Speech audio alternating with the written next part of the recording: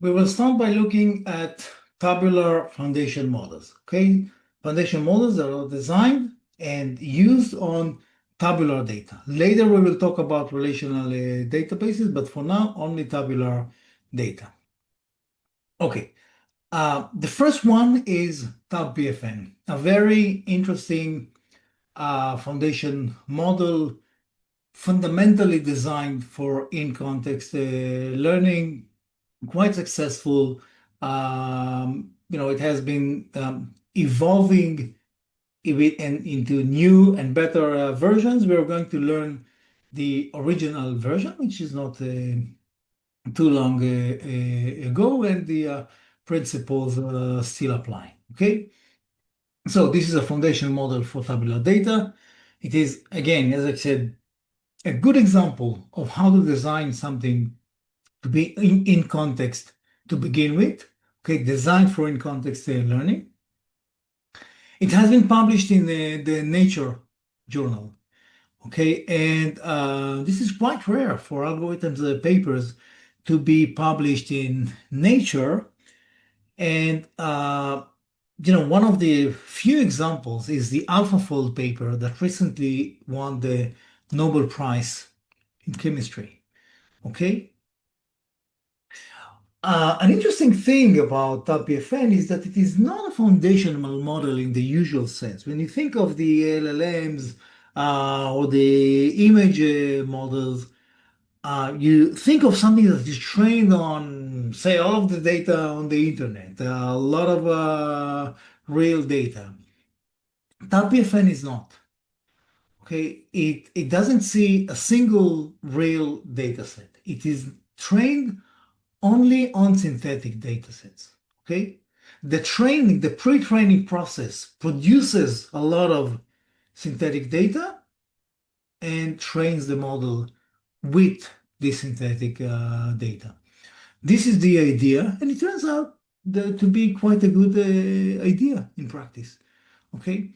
And this is also a good news for fans of the traditional closed models that are not relying on external data, that do not suffer from the biases of external data. They're not relying on data that you don't have access to, or only the third party that provides you with the model knows, what data it was used on, and the privacy and all of these issues.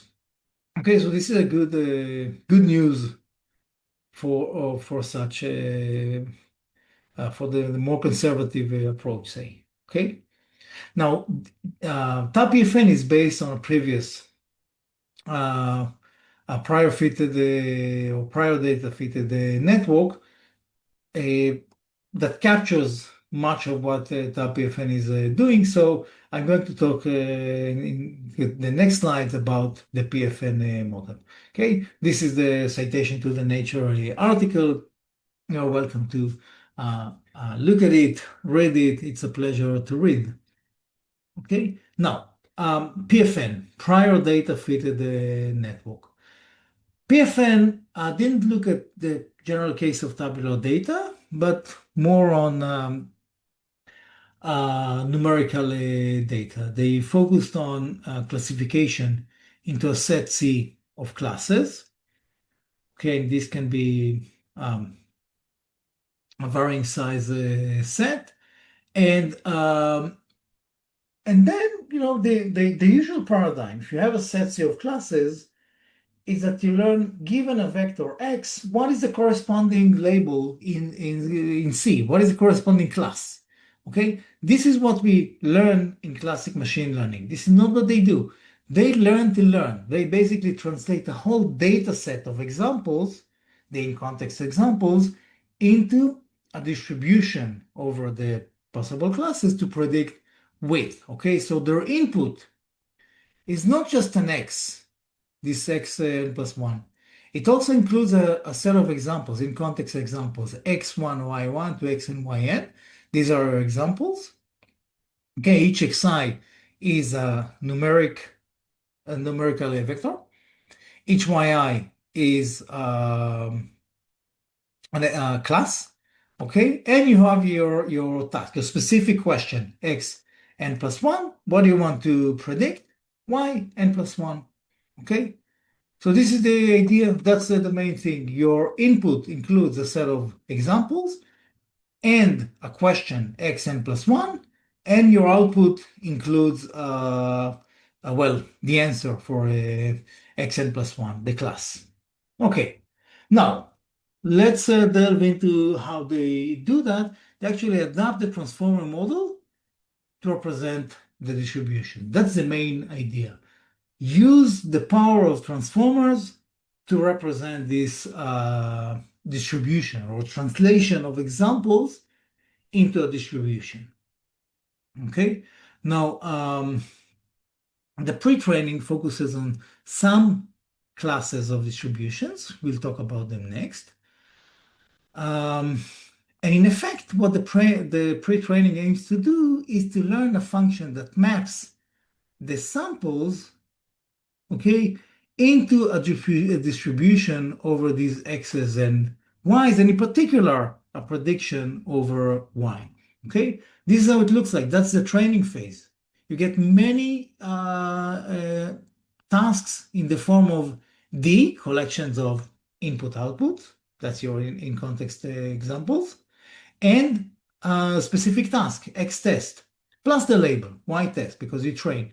So you get many of these instances. Okay, from these you learn your function Q theta, okay, trying to predict Y test given X test and the examples. Okay, and well, in your training, you're trying to optimize your parameters. So you use stochastic gradient descent to find the best parameters, theta star, and then you get a model. Then it's evaluation time. You get your pair, D train and X test, and you apply your model to compute a probability of Y test given X test and D train. Okay, and that's basically the model. Okay, now how does it look like? Is this model distributional model using transformers? So this is our input, the x1, y1 to x3, y3 here, three examples, and an input instance question, just the x. Okay, and we want to learn this queue. Well, this queue involves self-attention between the examples. Every example attends to all of the others.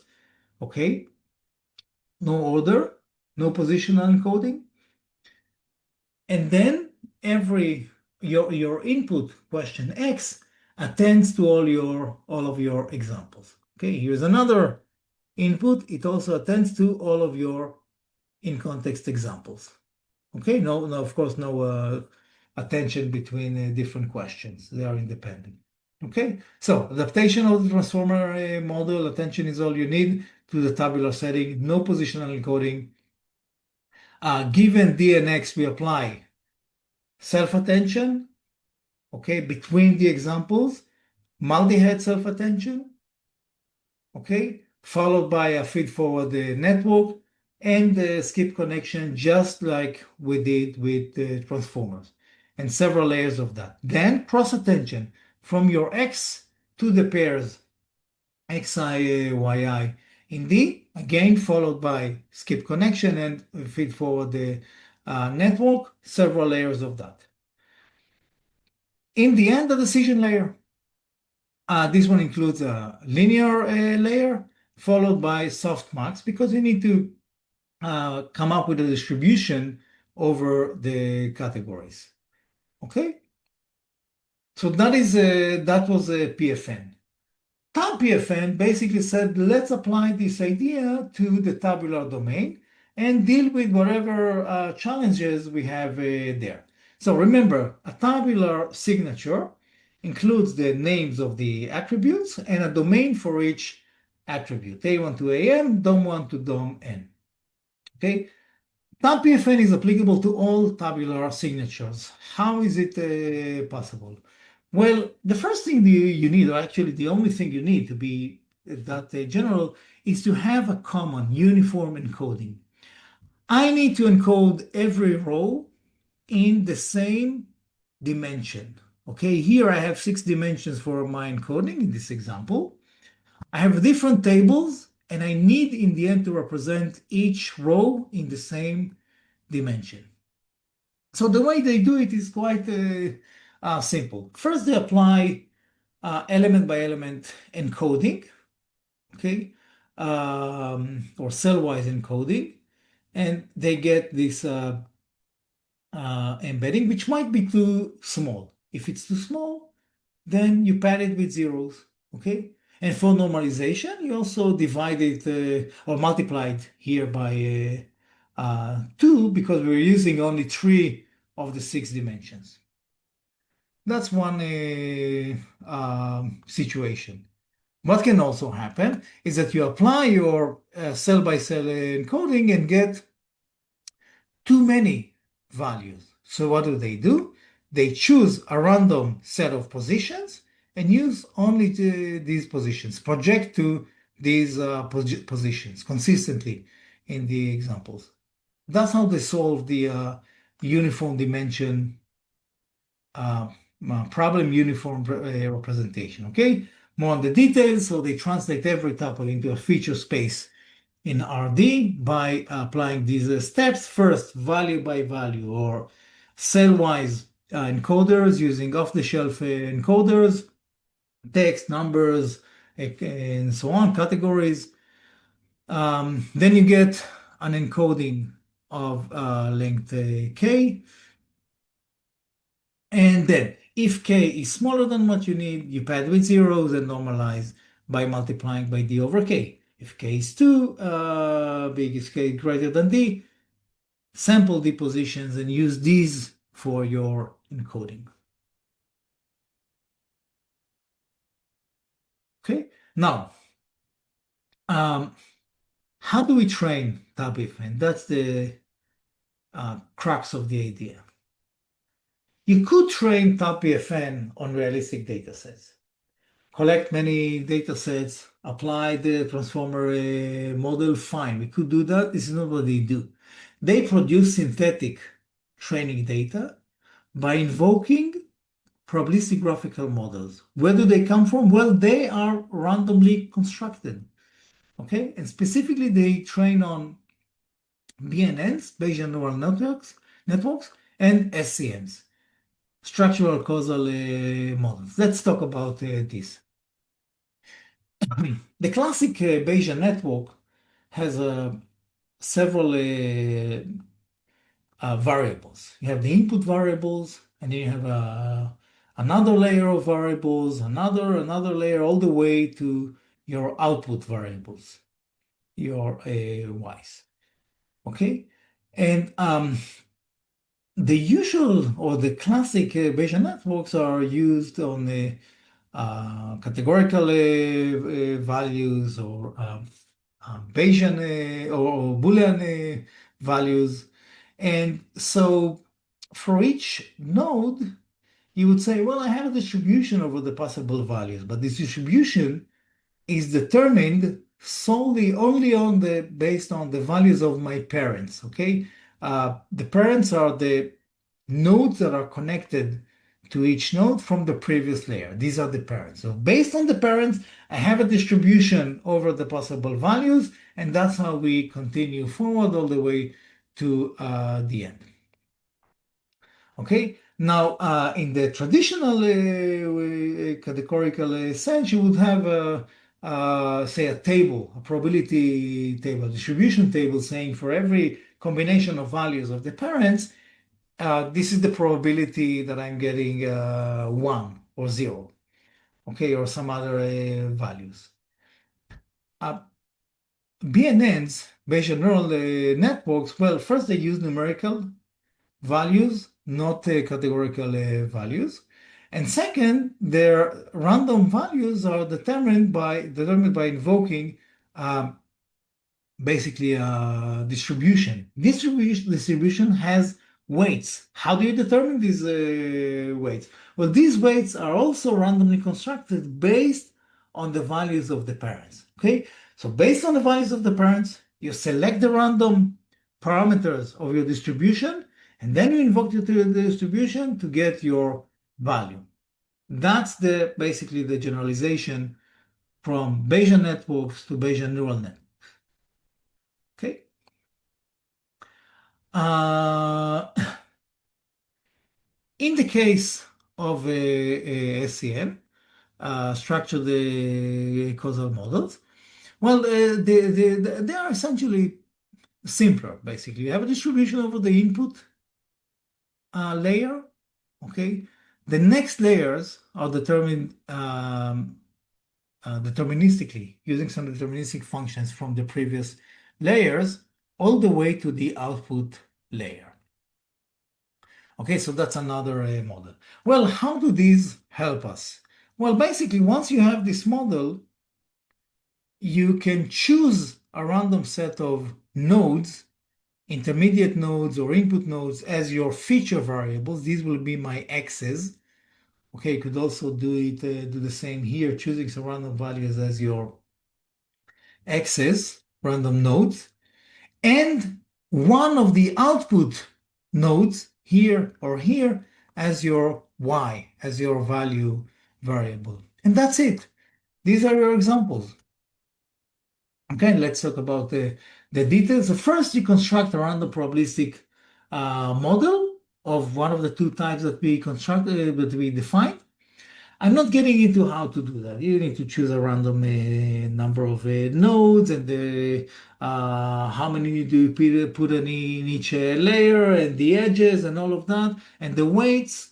You need to have some process of producing that randomly. The techniques are provided in the paper. I'm not going into that, but you can see that you have a large space of possibilities to do that. You can imagine some ways of producing these random models. Now, once you have a random model, you choose a random set of nodes, V1 to Vm. These are input or intermediate nodes for your input, your features, and a random output node, Vy, for your output, for your y, for your value. Okay. Now, what you need in the end is to transform, is to get a category, right? You have a variable Vy, which is a number, but you want it to be one of a number of categories. So first you choose randomly your number of categories, k. Okay? Now you say, okay, I have k categories. How do I produce categories out of y? Well, very simply. Your Vy produces numerical values. And you want to have k categories. So you randomly choose k minus 1 boundaries in the line, and this will determine your categories. Then if you want to introduce to produce an example, you invoke your model G, take a random assignment to the variables alpha v of h node v, okay, and then for your x's, okay, or your tuple in the table, you use as ti the alpha of vi, and your value y is the index of the bucket to which, or the interval to which alpha vy belongs. Okay, and this is going to be your interval, very simple, your category. Okay, training is basically a straightforward application.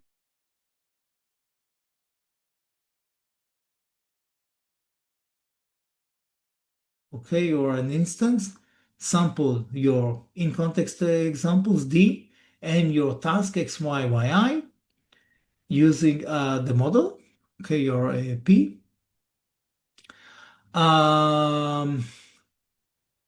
You're computing basically the probability of your example yi given xi and d.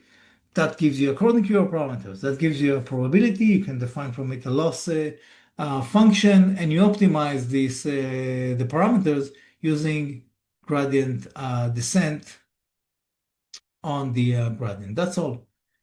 That's all you need to do. Okay. So something about the implementation and experimental setup. So these are some numbers from their experiments, 12 layers. The tuples were encoded with 512 dimensions, hidden size 1000. For head attentions, they use other multiple optimizers, tens of millions of parameters. And for their tests, they use some standard benchmarks like AutoML and the OpenML to test the quality of their experiments. Okay, not for training. Again, training they constructed using synthetic data sets. Um, you can see here the results. They have a thorough experimental study. What happens when you're using uninformative features? How much of a distraction do they add to the learning function to the system? Number of outliers, missing values, whether you have only categorical or numerical features, what happens when you drop samples, drop features, how sensitive are you to the number of samples, number of, in context, how sensitive you are to the number of features. And they compare to cat boost. We talked about it in one of the previous lectures. uh, MLP, multi-layer perceptron, and linear models. They show that they get better results and also that they are more robust in some of these dimensions, specifically with respect to the number of samples and the number of features, and also missing values. So quite convincing experiments. Okay. Now, I'll just end with a discussion. What did we see here? Again, I hope that I was able to explain that TAMPFN is a foundation model in the sense that it applies to all unknown tabular data, and that's what we learned it as a foundation model. It is not a foundation model in the usual LLM sense, applied or learned over a lot of realistic data. Okay, very different in that respect. It learns basically the posterior inference, why I given the examples of a graphical probabilistic model given a data set. So it basically learns how to map samples into distribution. Okay. Now, in principle, you could have a similar behavior if you say, okay, if I know that I have here an underlying BNN or an SCM, why don't we learn directly a BNN or an SCM from the examples? Well, first, it's not clear that solving this task directly would generalize to realistic data as transformers do. In particular, to have some effective learning, you need a lot of examples. But maybe most importantly, it would be quite expensive. Techniques for learning the structure and parameters of a Bayesian network or a BNN or an SCM from examples are quite expensive. And if you apply such a technique as your in-context behavior, in-context learning, every time you get the context, that would cost a lot. What NotPFN is doing eventually, once you have the transformer, learning the transformer is not straightforward. The complexity of the transformer is not as straightforward, but applying the transformer, really straightforward. You just apply a single pass of the network from the input to the output. One forward pass. No back and forth, no gradient descent, no gradients at all, just a single forward pass. So it is very fast, very efficient in that sense.